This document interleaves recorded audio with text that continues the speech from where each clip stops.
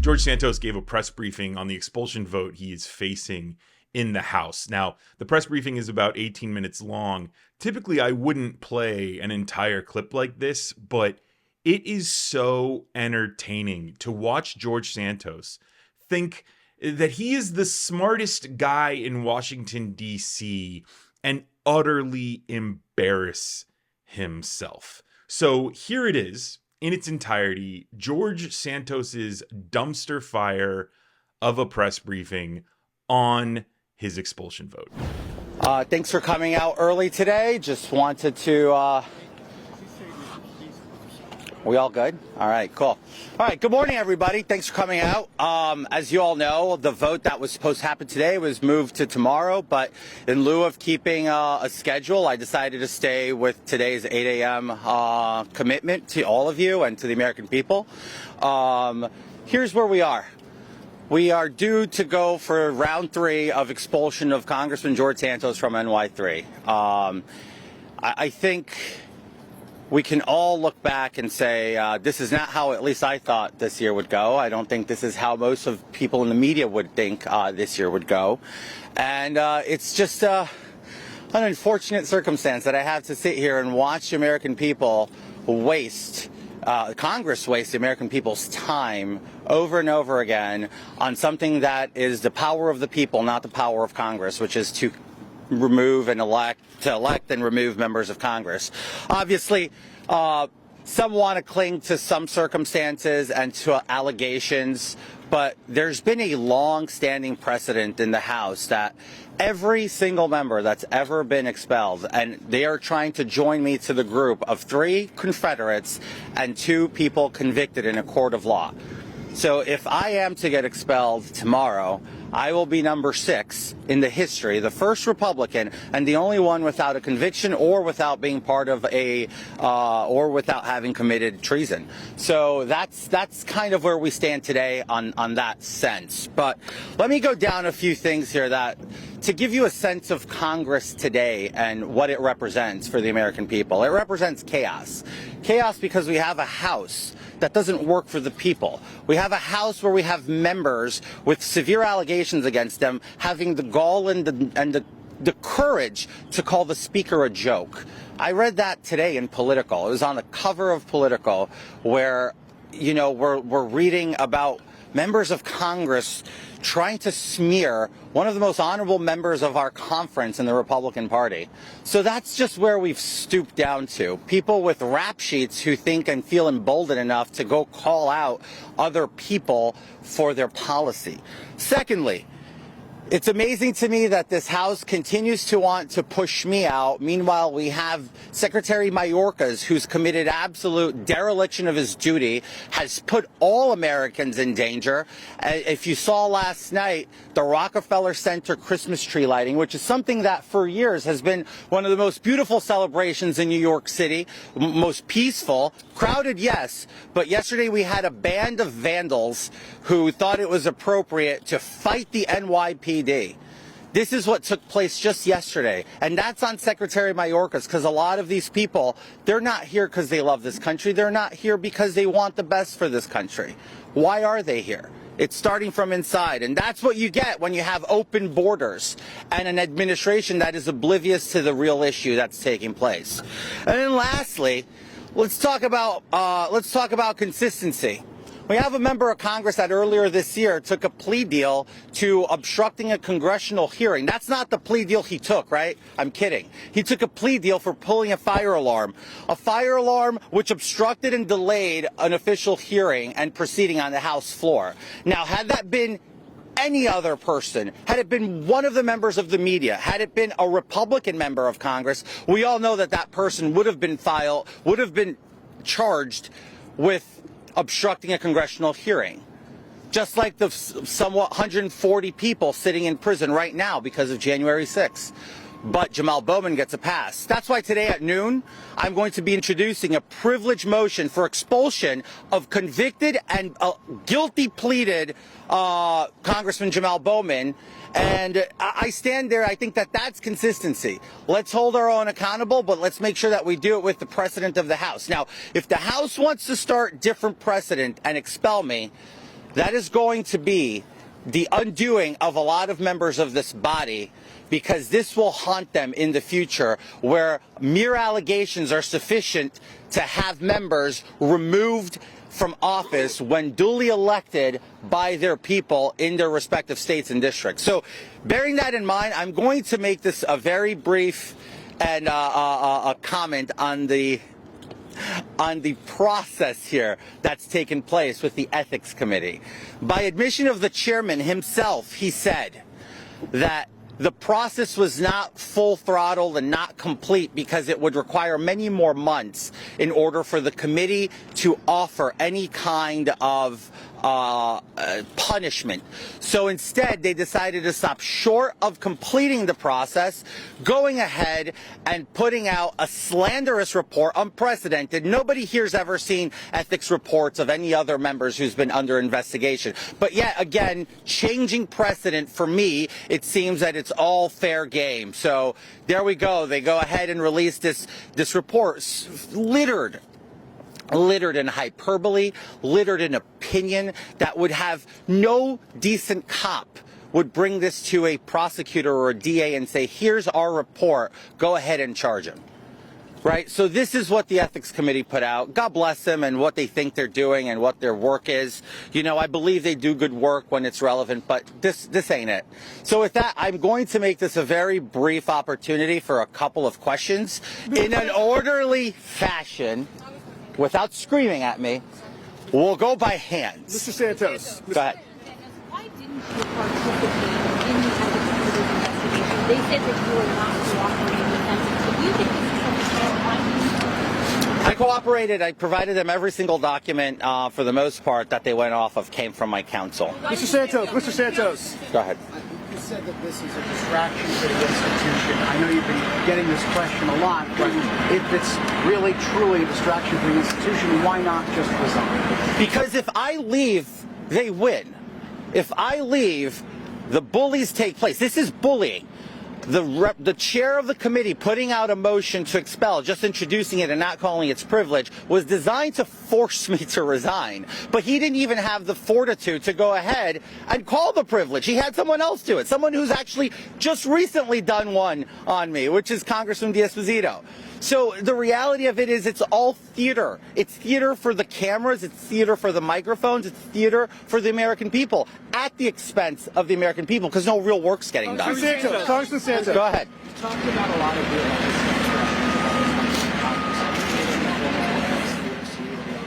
I will be filing a slew of complaints in the coming hours of today and tomorrow to make sure that we keep the playing field even, because at this point I have been nothing but generous and kind with my time. I have not raised my voice or a single finger against a single other member of this body, but now I guess it's fair game to continue to do that. Congressman Santos. Go ahead. You know, I know you didn't want to get into this the other day, but because you say you believe this report is slanderous, can you specifically say? I told you the other day, I am not unpacking the report. It is counterproductive for me to do so at this time. There will be a time that I will unpack it entirely and go line by line.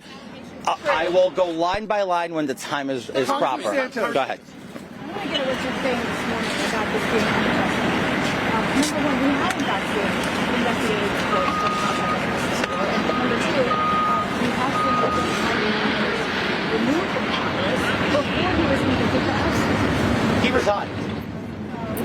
He resigned. That's the reality. Is he's resigned. He resigned. Right. Congressman Santos. Go ahead. Congressman Santos, you mentioned many members of Congress have rap sheets. Are you going to be naming them? Why not put their names out on the floor? Well, why do I have to do your job for you? I mean, you guys like digging up stuff on me? Why don't you go dig up on other members? There's so many. It's out in the open. Go ahead. You talked a lot about through this process you're being bullied. Why are you feeling that you're being bullied? Why do you think you're being bullied? Why do you think? I mean, it's the third time. And each time for different reasons, and they just keep going. I don't know. Ask them. I don't care. Go ahead. I know you've been asked this before, but are the accusations against you true?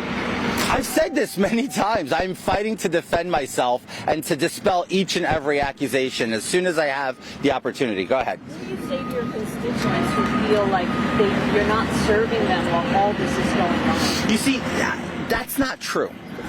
I have 2 district offices in New York, and they're constantly busy with folks coming in for various issues, obviously pertaining from the simple as a need for an expedited passport to more complex immigration issues.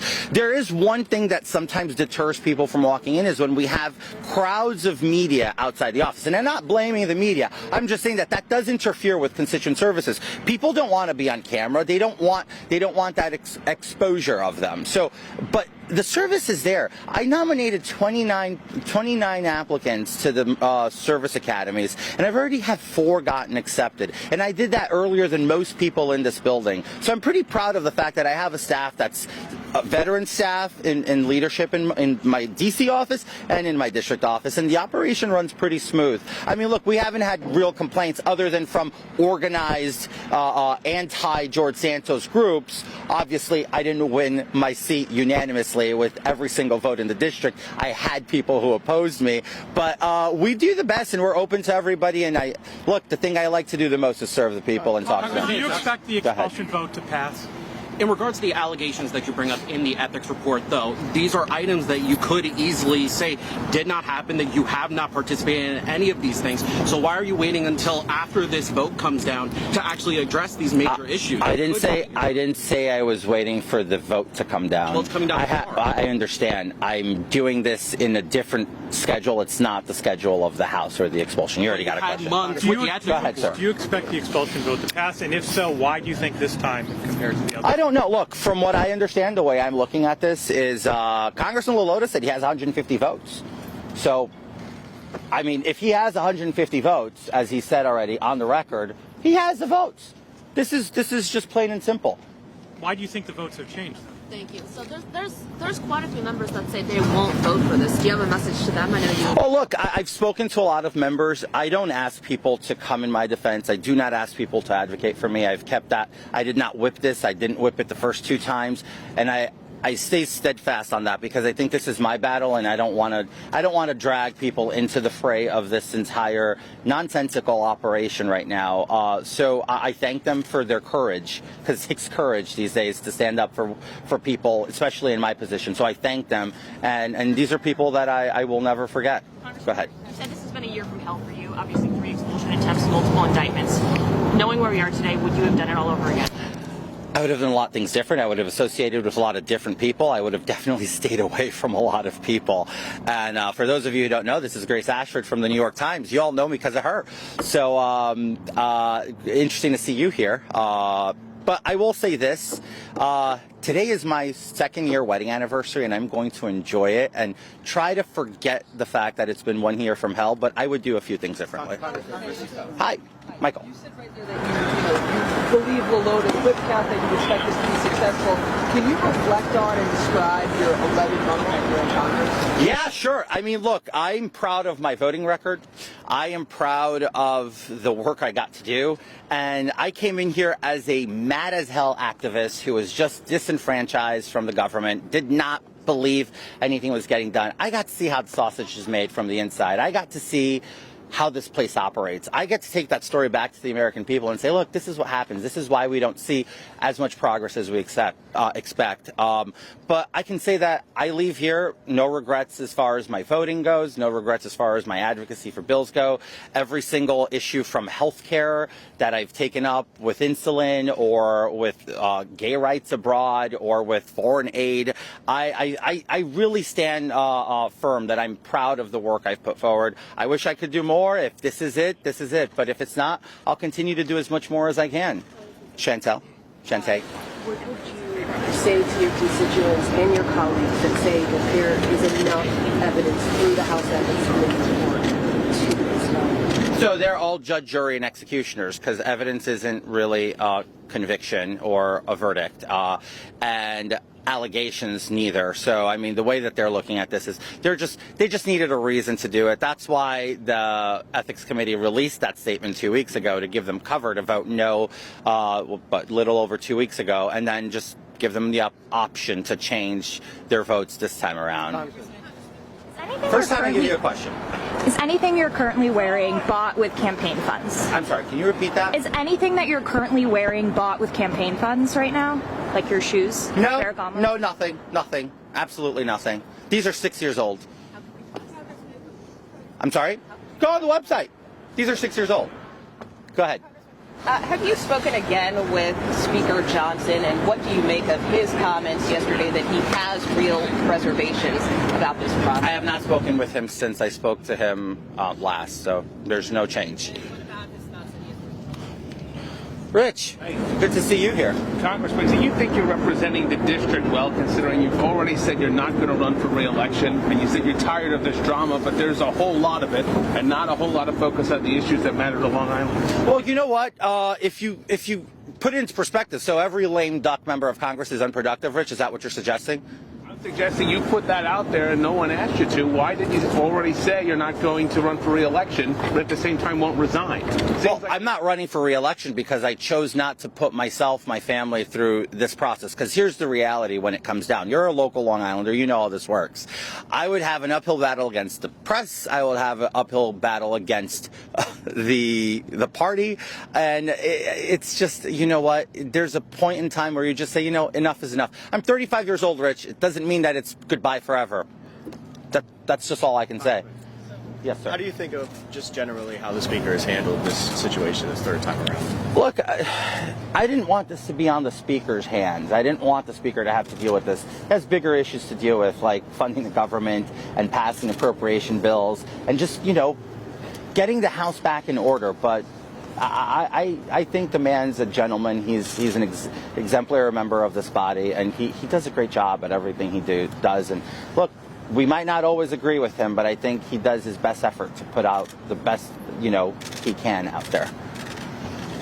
I didn't see.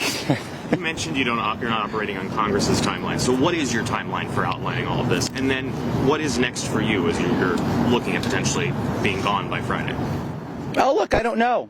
The future's is endless. I mean, you just never know. You can do whatever you want next, and I'm just going to do whatever I want. Whatever comes my way, I have the desires to stay very much involved in public policy and advocacy for specific issues. And we also have an entire presidential campaign coming up in 2024. And, you know, I think I've made this very clear, but I won't rest until I see Donald Trump back in the White House. Last question.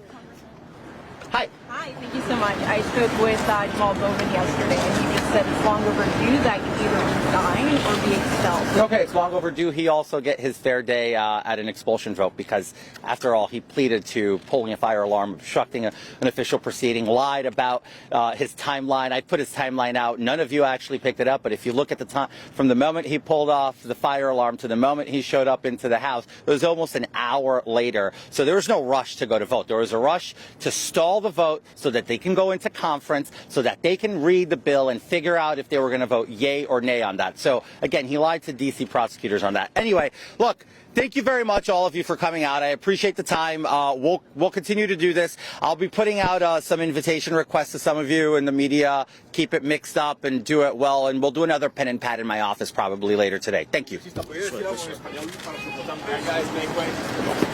about mustache and coconut? George just thinks that he's the wittiest. He is the brightest bulb of the bunch, and no one can touch George Santos. He can get away with whatever he wants to do, right? That's what he said at the end there. I'm going to do whatever I want to do after this. George, it's that type of thinking that got you into trouble in the first place, man. You are not only a con man, but you are a dumb one with a huge ego. So let's just take a few things that George said there and break them down. He says that he's going to be the first Republican who wasn't convicted or part of the Confederacy to be expelled from Congress. Now, George, no, you weren't convicted, but you know who was? Your ex-treasurer, Nancy Marks, who pleaded guilty to conspiracy charges in a scheme to create fake contributors and a $500,000 fake contribution to your campaign, who Nancy Marks says that she will testify that you cooked up this scheme because you ran for Congress the first time and you failed because you couldn't raise enough money. So what do? You created fake contributors and a fake contribution so that you could meet the threshold to run for Congress and look like a better candidate. You got caught, George. Nancy Marks here is saying that she will happily testify against you, and she wasn't the only one. Your campaign fundraiser, Sam Miele, pleaded guilty to wire fraud and admitted to charging contributors credit cards for personal expenses. He's facing up to 20 years in prison for helping you, George, scam your way into Congress. So no, you haven't been convicted yet, but two very close people to you have been. They're facing jail time and they're willing to testify against you. That's why you had George there briefly talking about how he would separate himself from some of these people. He wouldn't join those circles again. That's what he would do differently, because it's never George Santos's responsibility. It's always someone else's. And that speaks to the narcissism of George Santos, the childish view of responsibility of the world, that he's juvenile, that he kind of borders this like sociopathic behavior. So it's not looking good for George Santos. Both Miele, both Marks say that they will testify against him. Now, he also says that this isn't how this year would go, how he thought it would go. And even the press, I like how he speaks for the press, right? Yeah, none of you thought this year would go this way. George, yeah, we did. He also talks about how it's not the responsibility of Congress to expel him from the House of Representatives. If he doesn't belong there, then it's the people's right to remove him.